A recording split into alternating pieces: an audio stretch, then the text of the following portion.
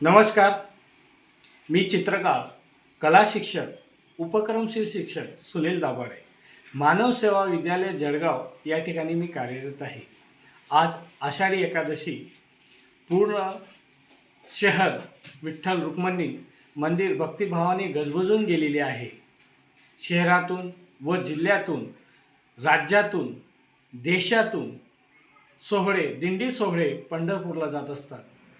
मग मी चित्रकार आहे.